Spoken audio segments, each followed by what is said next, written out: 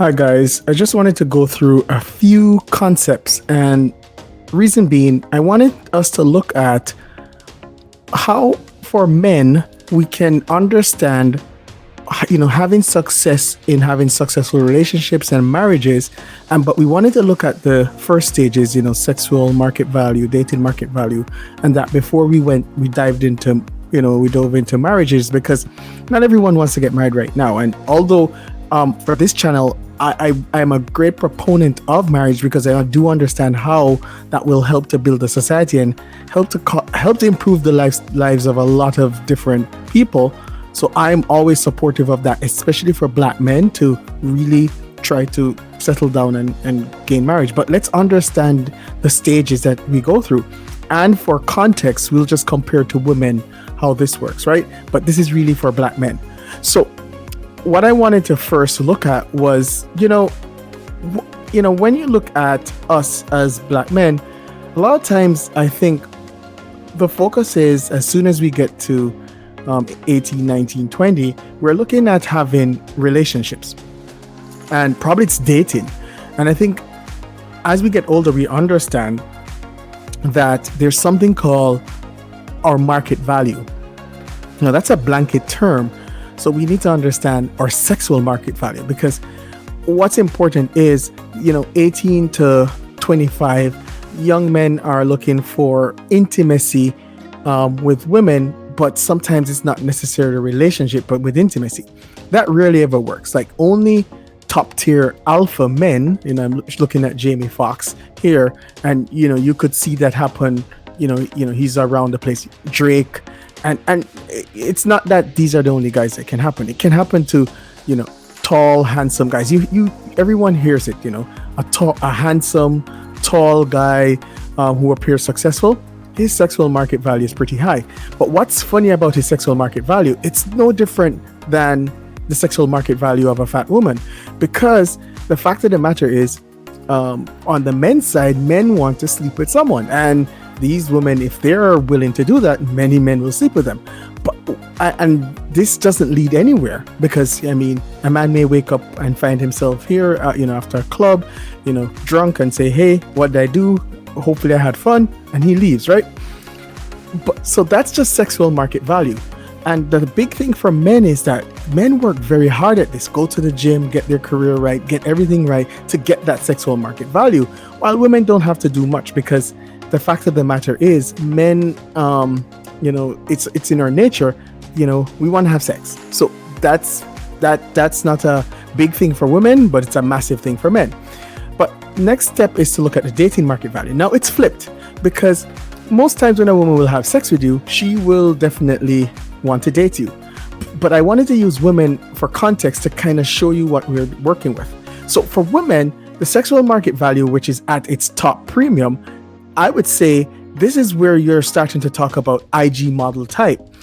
And this is where it creates a problem for men, because these women now market themselves to men, no intimacy, no commitment, just basically, staring at their bodies. And, some men are into, watching them in adult videos or whatever it is. But this is pure sexual market value.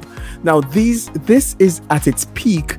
And this is where, there's several industries that are formed off of this, just to market this to men, because, this is the cheat way, the cheat sheet to go around actually getting an actual woman.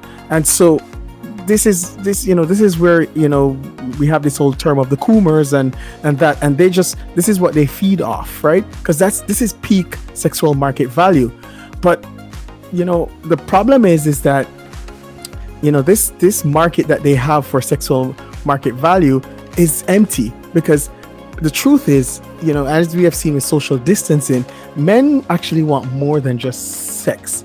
Because like having a woman, going home with the woman, having sex with her, then she says goodbye and I'm gone, like they want intimacy, they want someone that they can hang out with, and that's dating.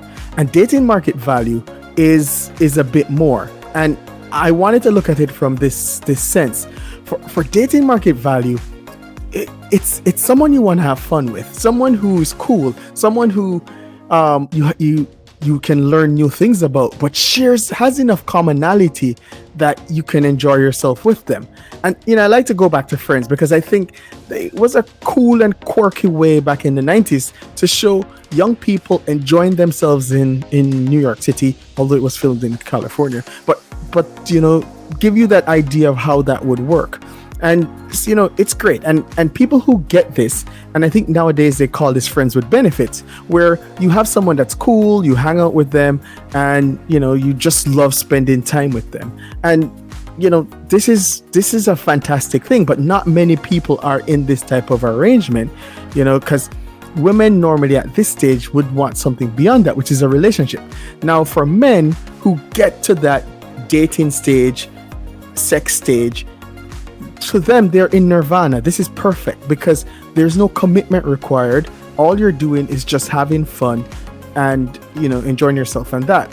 But this in the Black community has created problems for us because this normally ends up with a baby, and without that strong commitment, having a baby at this stage is horrible. And this is one of the reasons why our community is in such shambles, because once you're in this stage, there's no commitment. And a baby does not necessarily create commitment. And so this creates its own problem, right? So the next stage is to move now into relationship market value. Now, this is a big thing now. So for men, sexual market value is difficult to come by. For women, it's easy to come by because men just want to have sex. Dating market value, I think it's difficult for both men and women.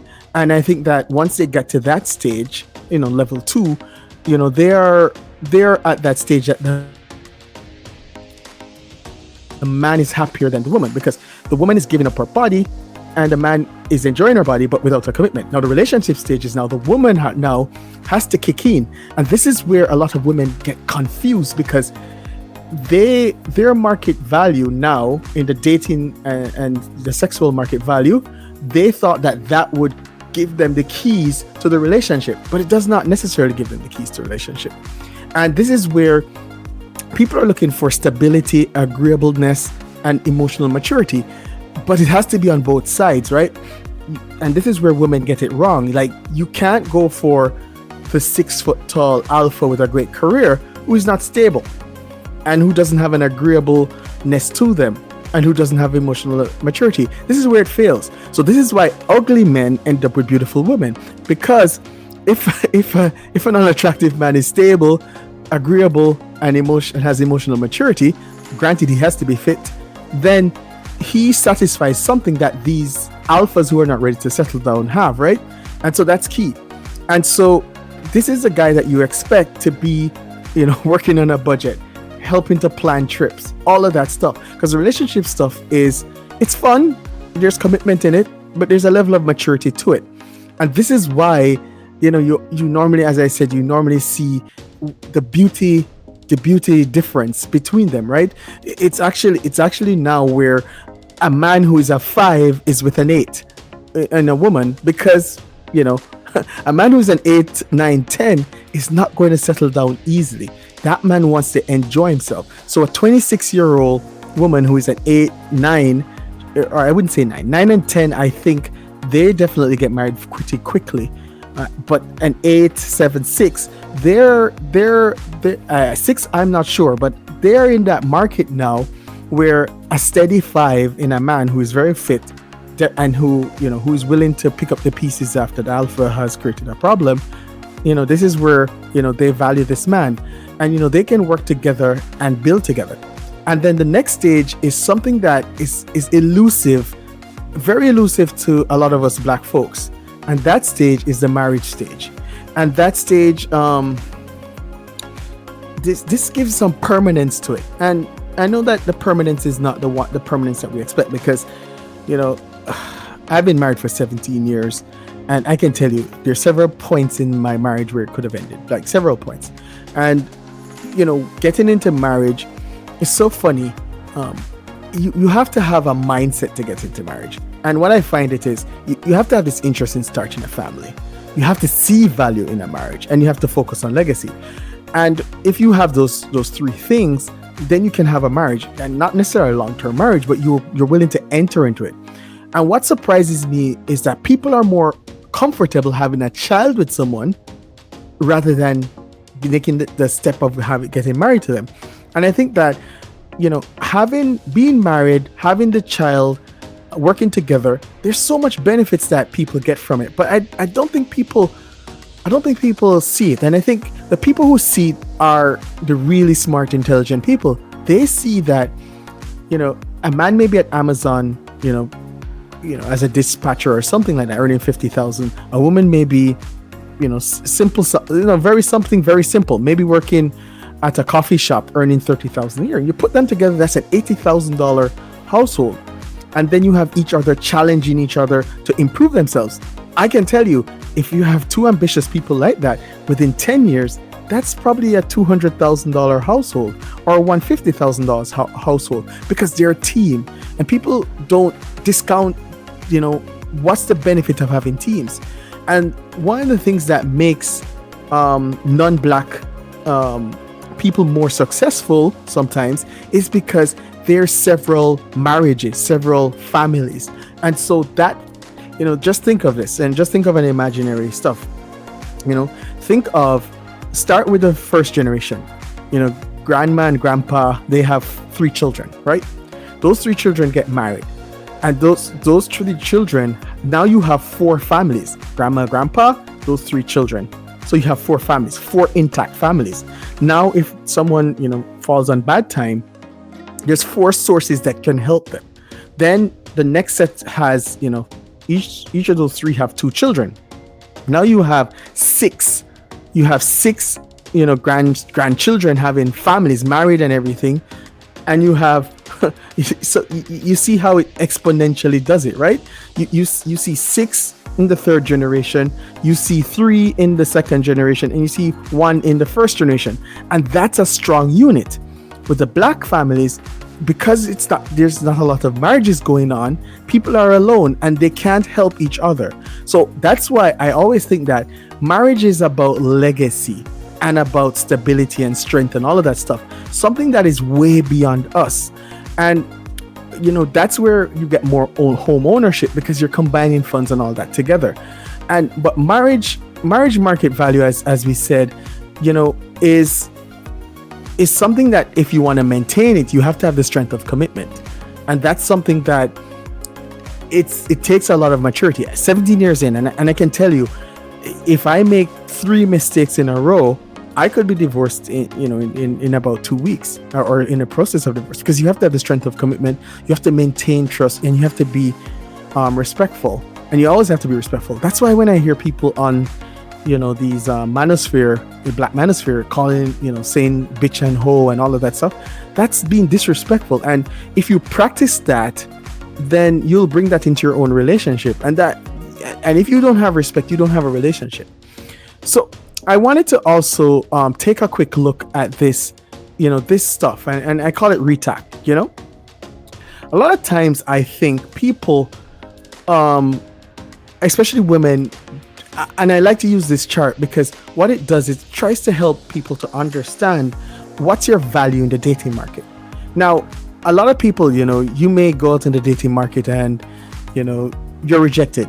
And this is where, people say you're an incel or a femcel or whatever. No one wants to be around you. Maybe it's a disfigurement. Maybe it's that you're too overweight or whatever it is. Who knows? If you can solve it, you solve that. If you're ignored, and a lot of people suffer from this, they're ignored. They feel invisible because they're not, people are not approaching them. This happens more to men than women, because women's sexual market value tends to be that, and especially in the Black community, men will approach a lot of different women because they're just looking to sleep with someone. And as you can see, that's just the main pull. Then you are tolerated. Now, this is a big issue. This is where we go back to that dating market, where men will now say, oh, hold on, I'll date you and I'll be a friends with benefits with you. A lot of people have children in this stage, which is the worst thing you can do. Then you think of accepted. This is where you're in the family and all of that stuff, and you're in that extended family, and that's pretty great, and that's a great feeling once you're accepted. Celebrated, this is the big problem, and I'll explain to you why I think this is the big problem. when you see people being celebrated, and let's look at that for a little while, right? You know, being celebrated, you'll see people showing off their spouses to, the world and to mates and all that stuff because they're proud of them.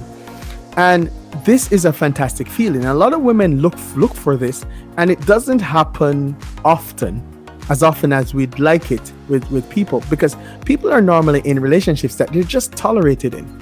And what will be good is if men learn this. And one of the things that I tell a lot of young men in the program is you have to break the cycle.